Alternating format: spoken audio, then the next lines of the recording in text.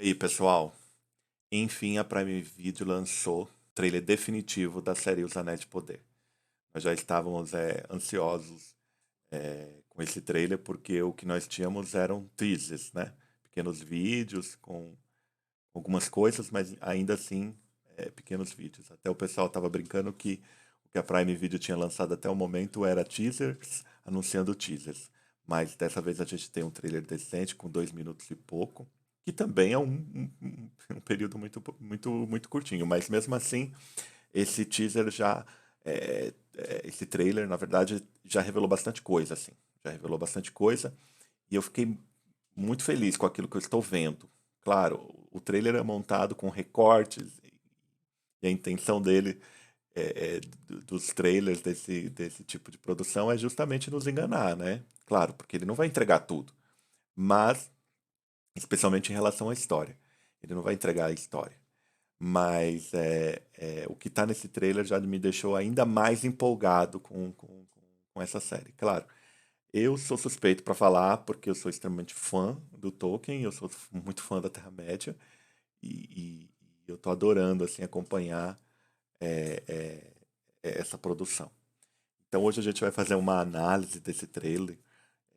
Na verdade é um react barra análise, né? Porque eu ainda estou reagindo desde que eles lançaram o trailer. Eu fiquei muito emocionado com tudo que eu vi. Então a gente vai tentar compartilhar essas primeiras impressões aqui, né? Sobre, sobre ele. Houve um tempo em que o mundo era tão jovem. Aqui a gente vê uma imagem de Númenor. Já tem muitas imagens, né? Tanto dos teasers, dos primeiros teasers, quanto também as imagens que foram liberadas. As imagens de Númenor, elas pulam aqui para um foco no olhar da Galadriel. Eu, pessoalmente, tenho que confessar para vocês que os personagens que eu mais amo na Terra-média são justamente o Gandalf e a Galadriel. E a Galadriel da Kate Blanchett, eu amo a Galadriel da Kate Blanchett porque ela entrega realmente uma Galadriel poderosa, né? Ela entrega uma Galadriel poderosa, entrega uma Galadriel convence. Mas essa atriz, ela pelo visto construiu também a personagem de uma maneira muito legal. Eu estou gostando bastante daquilo que a gente já conseguiu ver da construção da série e da construção dessa atriz. E assim, a voz fala da Terra quando ela era jovem, né? Fazendo justamente referência aos mitos de criação da Terra-média, né? Porque como eu disse no outro vídeo, o Tolkien ele criou um universo extremamente minucioso, extremamente sofisticado e assim, emulando de certa forma a narrativa do mito de criação judaico-cristão, ele também constrói a história de Arda, que é esse planeta primitivo, no qual a Terra-média é um dos continentes, porque a Terra-média é um continente de Arda. Né? Ele constrói desde o princípio mesmo. Se a gente vai para o livro de Gênesis, né, da Bíblia, tá lá, no princípio criou Deus os céus e a terra. Não havia nada, né? Não havia nada. E ele disse, haja luz e houve luz. Então aqui você vê que essa narrativa ela faz referência aos escritos do Tolkien, que já faziam referência aos escritos do mito de criação judaico-cristão. Então, entender também essa proposta filosófica do Tolkien é importante para a gente compreender a riqueza desse universo. Então, se fala justamente da Terra quando ela era jovem, e, e aqui relacionando essa juventude justamente aos elfos, porque assim, Eru, que é o deus que criou Arda, junto com os Valar, ele tinha dois filhos, ele tinha dois grupos de filhos, os primogênitos, que são os elfos, e os sucessores, que são os homens. Né? Então a juventude da Terra-média está relacionada, ou a juventude de Arda está justamente relacionada aos elfos. Então tem tudo a ver, focar justamente num olhar, talvez, da maior das elfos, né, dessas histórias. Se não a maior, uma das maiores. E aqui a trilha também já faz referência a Howard Shore, porque aqueles que gostam da adaptação de Peter Jackson de O Senhor dos Anéis e de O Hobbit, certamente ama também a trilha sonora composta pelo Howard Shore. Eu amo trilhas sonoras pessoalmente. E a de Howard Shore, para mim, é uma das preferidas, porque ela é linda, ela é genial. E aqui é uma referência a ela. Esse pequeno mote, né? Que é a trilha de Valfenda. Que o alvorecer ainda não existia. E mesmo assim, Havia. Ó, aqui a gente vê Havia. uma referência a esse princípio, né? Aos mitos criadores, né? Desse universo. E porque antes, a gente precisa entender que antes do Sol e da Lua existiam as árvores de Valinor, né? Existiam a árvore prata, que é Telperion, e a árvore dourada, que é Laurelin. Né? Essas duas árvores que foram depois envenenadas por Morgoth, com a ajuda da Ungoliant, que é justamente talvez a mãe de todas as aranhas, por isso que as aranhas são tão sinistras e tão malignas nas histórias da Terra-média, porque um Ungoliant, que era essa mãe de todas as aranhas, ela ajudou Morgoth lá atrás, ainda na Primeira Era, a envenenar essas árvores. E elas morreram. E eram elas que iluminavam a Arda na época. E não só isso, o simbolismo dessas árvores ela vai se arrastando por todas as eras, né? Porque, assim, em Erécia, que era aquela ilha dos elfos da Segunda Era, próxima a Valinor, tinha uma cópia dessas árvores. Né? Uma cópia só. Em Númenor também temos uma cópia, Ninloth, né? Uma cópia dessas árvores, a árvore branca de Númenor.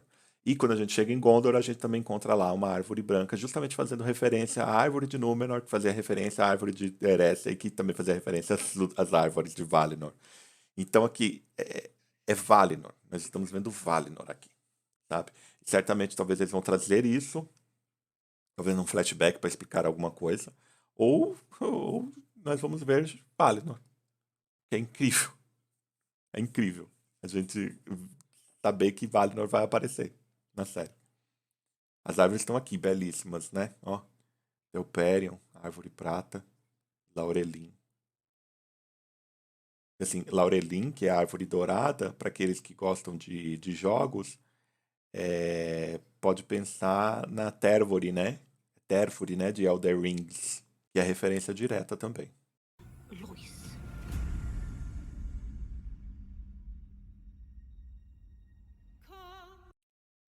Aí aqui eu não sei se esse grupo é composto de homens ou de anãos. Eu imagino que seja talvez de anãos, mas o que impressiona também é a fotografia épica. Aqui temos um segundo grupo que pelas vestes dá para ver que são elfos, né? E temos também as águias. Não sei se são as águias de Manwë, as famosas e amadas águias de Manwë. Talvez elas apareçam aqui na série como elas apareceram nos livros, porque elas falam, elas são uma raça específica, extremamente poderosa, servos extremamente poderosos de Manwë e o principal dos Valar, e sempre aparecem em momentos nos quais os elfos ou os homens precisam ser socorridos. E aqui nós temos um grupo de elfos, é um grupo pequeno, então quando eu vi isso aqui, eu fiquei me perguntando se a série iria retratar justamente a peregrinação que os elfos fizeram de Valinor para a Terra-média. Isso na Primeira Era. Tá? Houve um momento lá em que eles foram obrigados a justamente percorrer no extremo da Terra-média, no extremo de Arda, né, o estreito de Elcarache, que era o estreito que ligava Valinor à Terra-média. E esse estreito era extremamente perigoso, extremamente arriscado, inclusive muitos elfos morrem aqui. Muitos elfos morrem aqui. Mas é um grupo grande, né? Um grupo grande que passou esse estreito. Quando eu vi o primeiro teaser, tem uma imagem da Galadriel pulando numa montanha coberta de gelo e tem uma queda d'água. Eu imaginei que talvez pudesse ser uma referência a Elcarache, ou as suas explorações, ou também para apontar o quanto ela é experimentada. Os elfos protegem as florestas. Um lugar tipicamente élfico, parecendo Lindon, né? A Lindon que a gente vai ver. Os anões, as minas. Moria, no seu auge, como eu disse no outro vídeo. Os homens, as suas plantações. Os homens que na Segunda Era, os que estavam na Terra-média, no continente da Terra-média, estavam dispersos. Nós, pés peludos, temos uns aos outros. E o que me chamou a atenção aqui na caracterização dos pés peludos, desses ancestrais dos hobbits, é justamente o seu modo rústico de vida, né? O estilo rústico de vida, que lembra inclusive a Baco. Para mim, fez muita referência a esse momento aqui que eles estão dançando e cantando, talvez. Fez bastante referência a Baco, deus do vinho, deus dos prazeres. Estamos seguros. Eles achavam, né, que estavam seguros. Certamente eles vão trazer essa narrativa de que esses pés peludos, esses povos ancestrais aos hobbits, eles acreditavam que, talvez por causa da sua pequenez literal e por causa do seu estilo de vida isolado e pacífico, eles não estavam envolvidos nas histórias da Terra-média, mas todos os povos da Terra-média estão, de certa forma, conectados, né? No teaser anterior, que é bem interessante, mostra justamente a passagem do meteoro e a queda do meteoro conectando todos os povos. Elfos, homens, os que estão na Terra-média, os que estão em Númenor, anãos e pés peludos, certo? A série certamente vai explorar essa conexão entre todos os povos e mostrar como a sina de todos os povos está conectada à sina da Terra-média. Ninguém está isento. Certamente em algum momento eles percebem que eles também não estão isentos. Você já lutou por tempo demais, Galadriel. Isso aqui apareceu no primeiro teaser, né? Essa queda d'água que aparece a Galadriel pulando e ela está acompanhada de outros elfos. Aí volto a repetir que talvez seja uma referência a Elcarash, né? Ou não, né? E aqui parece que ela recebeu um mensageiro. Aqui parece que ela está recebendo um mensageiro e parece que ela está recebendo objetos de uma outra pessoa. Talvez ela tenha sido anunciada que seu irmão Felagund foi assassinado por Sauron, tá? Porque essa é uma das conexões de Galadriel com o Sauron. Ou, de certa forma, esse evento trágico do seu passado familiar justifica a emergência e o receio da Galadriel em relação às ações do Sauron na Terra-média. Que muitas das vezes ela nem tem certeza se realmente é o Sauron que está agindo, tá? Mas ela sempre tem uma percepção, isso inclusive é um dos maiores poderes da Galadriel, é a sua percepção das coisas e das pessoas. Mas aqui parece que ela está recebendo justamente um mensageiro, ou de que ela está sendo convocada, né, por Gil-galad a ir para Lindon, ou que seu irmão foi assassinado. Talvez ela está sendo convocada, né, ó, volta, porque o Rei Supremo está te chamando. Entregue a sua espada. E aqui é engraçado essa parte, porque parece aqueles filmes policiais onde o superior fala pro seu comandado entregar sua arma, né? Entrega sua arma porque você está suspenso. Aqui, essa relação de hierarquia nunca apareceu nos livros entre Elrond e Galadriel, por um motivo lógico, tá, gente? Ela era mais velha do que ele, ela já estava na Terra-média há muito mais tempo do que ele, né?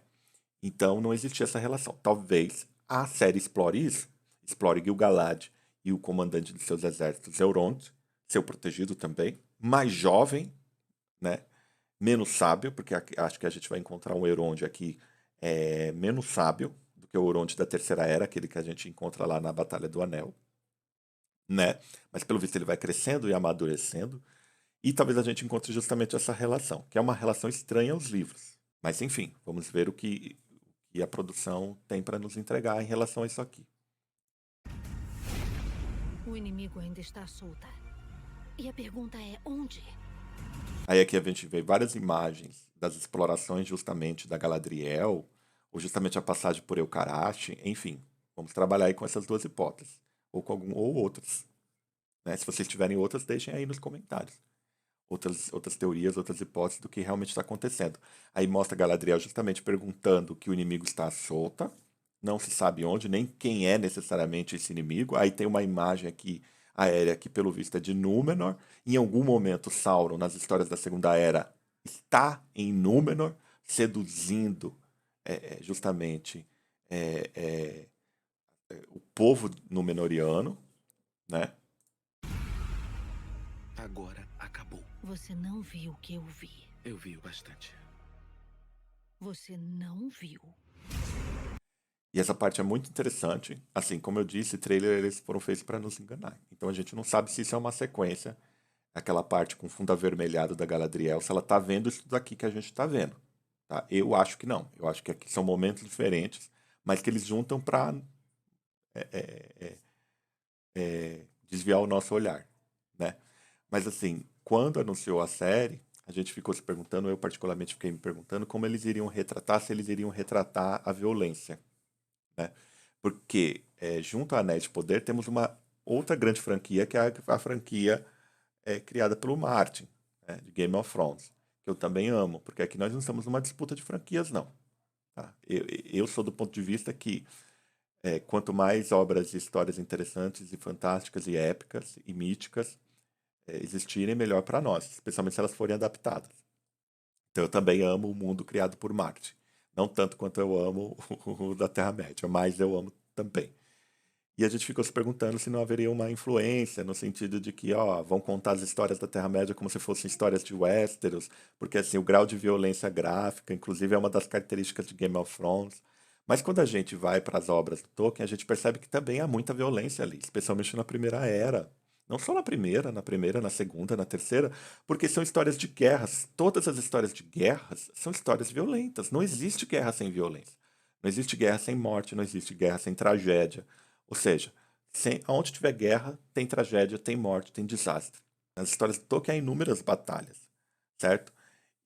Mas o tipo de violência, a forma como ela é contada, a forma como ela é descrita é diferente da forma que o Martin conta e descreve as suas histórias, certo? E aqui a gente vê justamente uma cena, certamente, de violência, de guerra, e talvez seja algum flashback da Primeira Era, da atuação do Morgoth ou do próprio Sauron na Primeira Era. A gente não sabe, né? Mas isso aqui congelou meu cérebro. Primeiro que eu achei, dá pra falar um palavrão, mas eu achei maravilhoso. Eu achei incrível, assim, do ponto de vista visual. E a gente não sabe se era isso realmente que a Galadriel tinha em mente quando ela falou que você não viu o que eu vi. Mas ela viu muito mais coisas do que o próprio Elrond, isso é certeza. O que eu vi. Aí temos Númenor, né? No auge do seu poder, como reino marítimo. Vai marchar sobre a face da terra. Temos o Gil-galad como líder dos elfos e temos um grupo de orcs, porque foi justamente quando Gil-galad estava em Lindon, liderando os elfos, que Sauron começou a se reunir em Mordor. Ele escolheu Mordor, certo? Ergueu a sua torre de Barad-dûr nessa época, tá?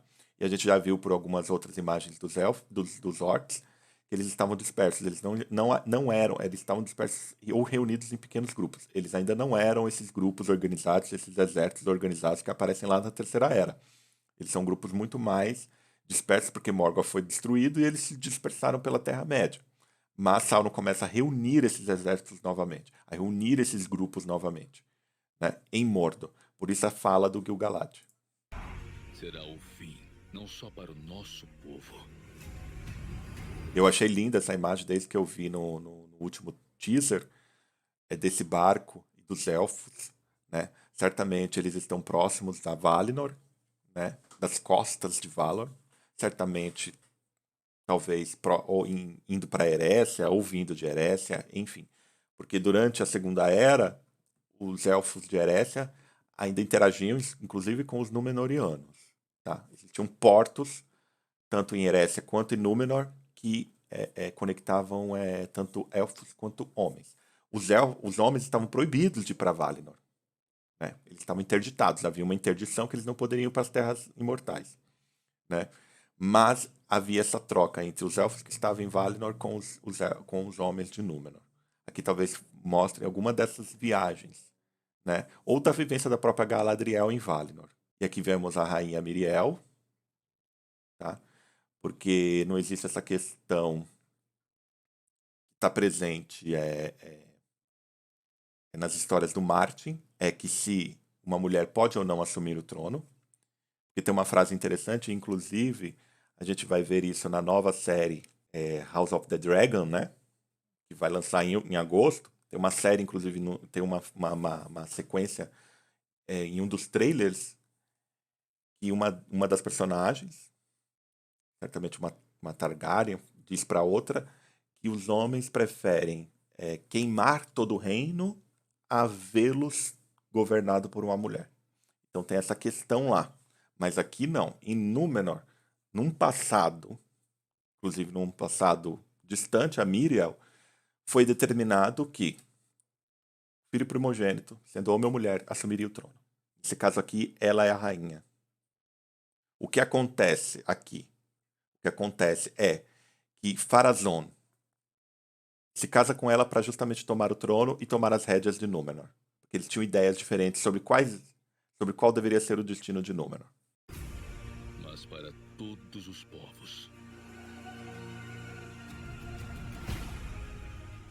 Euron de Moria. Muito.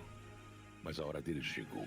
Talvez seja que Durin, o príncipe Durin, recebendo a notícia de que seu pai morreu e ele assume o reinado. Aqui temos eles manipulando a pedra, mas não parece ser um trabalho ordinário, né? Porque assim, os anãos eles trabalham com pedra o tempo inteiro, eles trabalham em minas. Mas aqui, pelo visto, eles estão. Esse trabalho está sendo feito por Durin e está sendo testemunhado. Mas a hora dele chegou. Está sendo testemunhado. Eu acredito que aquele meteoro, que muita gente acredita que. Muita gente tem suposto que Sauron veio nesse meteoro, né? Assim, as histórias da série não precisam necessariamente reproduzir literalmente o livro, porque, como eu disse, são mundos diferentes. Né? O mundo da TV é um, o mundo do livro são outros. Mas algumas coisas têm que ser mantidas na sua essência para que a gente realmente perceba que a gente está tendo contato com adaptações das histórias do Tolkien. Em nenhum momento Sauron viria para a Terra-média por um meteoro. Ele já estava na Terra-média. Ele fugiu quando seu senhor foi destruído, quando Morgoth foi destruído. Né? Eu acredito que o meteoro ele vai ser utilizado em algum momento, seu material vai ser explorado em algum momento, ou para forjar uma arma, ou para forjar os próprios anéis de poder, tá? Porque a gente sabe que tem 9 dos homens, 9 anéis dos homens, 3 dos elfos e 7 dos anões. Né? Então talvez em algum momento esse metal seja explorado, essa pedra seja explorada, né, do meteoro, ou para forjar uma arma, porque isso já tinha acontecido na Primeira Era. Temos um elfo, Éol, que tinha uma relação muito próxima dos anãos, um elfo silvestre, recluso, inclusive, uma figura muito reclusa e quase sombria, que ele tem uma arma escura, negra, uma espada, feita de um metal vindo de um meteoro. Certo? Isso aparece já em Tolkien. Não é nenhuma novidade da série. Né? Mas eu acho que é isso. Aqui temos certamente o mensageiro que está indo conversar com o Galadriel.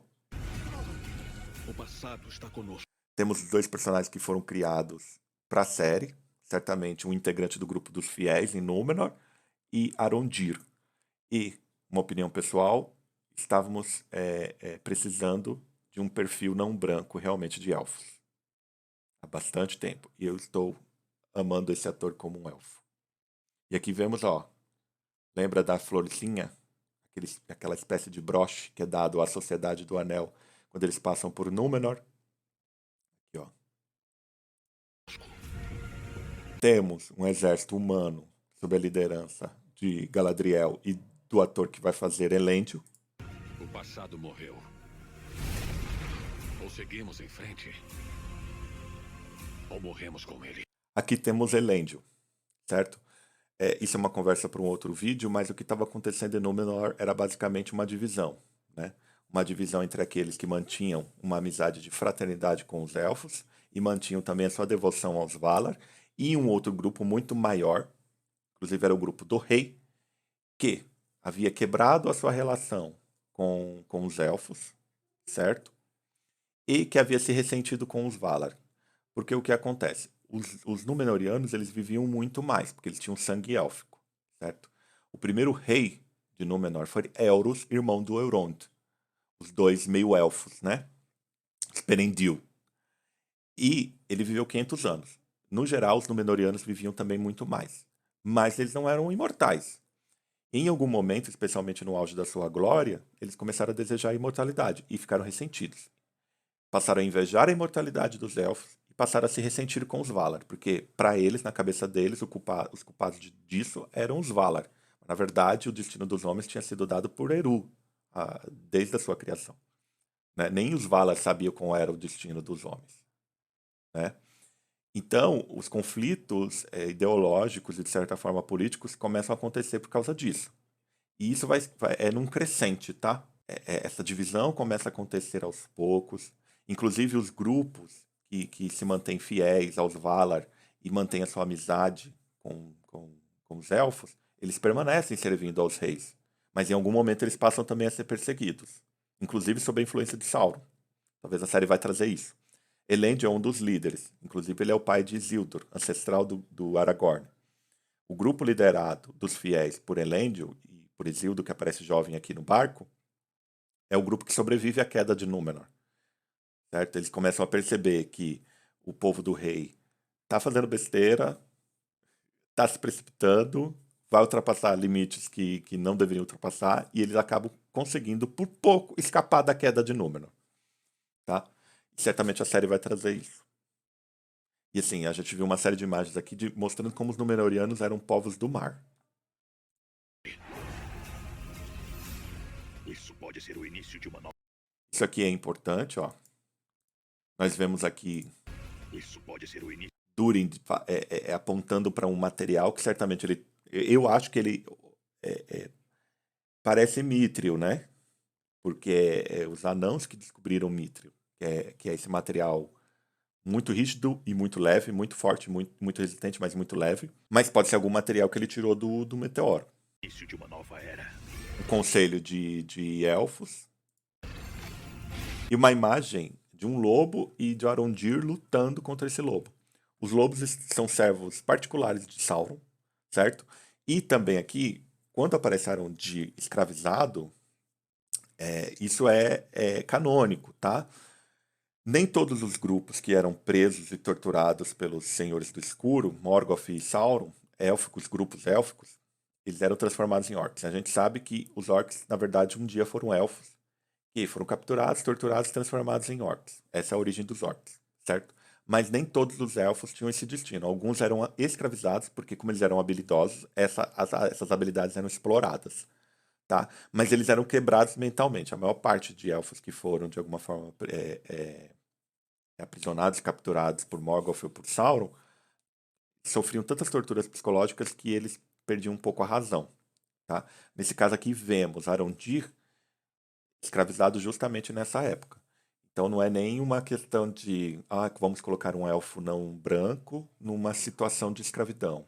Fazendo referência direta a um evento histórico e moderno. Não, isso está lá. Tá? Não o Arondir, porque o Arondir foi criado especialmente para a série. Mas o contexto é canônico. E essa cena realmente congelou a minha mente. Eu não sei o que está acontecendo aqui. No primeiro teaser ela aparece sobre outros ângulos, tá? Essa figura que está no centro é uma figura barbada que a gente não sabe se é um homem ou se é um anão. Mas eu acredito que está fazendo referência ao Valar Aule, tá? Porque assim, Aule, ele é o Valar que estava relacionado à Terra. Não só à Terra, mas à exploração. Da Terra no sentido de exploração dos seus materiais, da cultura dos seus materiais, dos metais, das joias.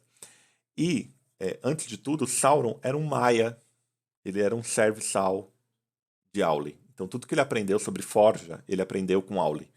Aule, ele é o criador dos anãos. Antes do despertar dos filhos de Eru, ele havia criado os anãos. E ele ensinou tudo que os anãos sabem, foi Aule que ensinou. E não só isso, os Noldorin, especialmente os Noldorin, Aule amava muito os elfos, especialmente os Noldor. Tudo que os Noldorin sabem sobre técnica, de forja, de joias, de armas, eles aprenderam com Aule. Talvez esse Valar seja essa conexão que a série vai trazer entre Sauron, elfos e anãos. Tá?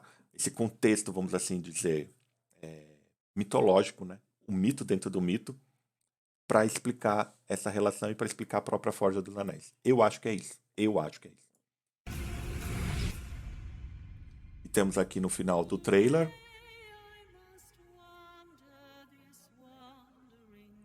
pés peludos, né?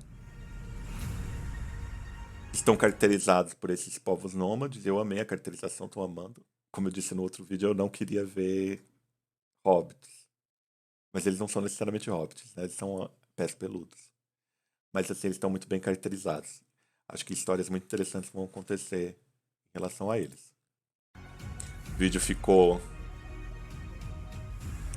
gigante, mas assim, espero que tenha contribuído de alguma forma, para a gente compreender o que essa série vai nos trazer em relação a esse universo do Tolkien. Se você gostou do vídeo, curte o vídeo, compartilha o vídeo, comenta, como eu disse no nosso primeiro vídeo desse canal. Eu quero criar aqui uma comunidade de compartilhamento de ideias sobre esse universo, de impressões e de fruição. Porque, acima de tudo, gente, isso tem que ser divertido. Certo? A série é feita para nos divertir. Não que a diversão seja necessariamente só um exercício fútil.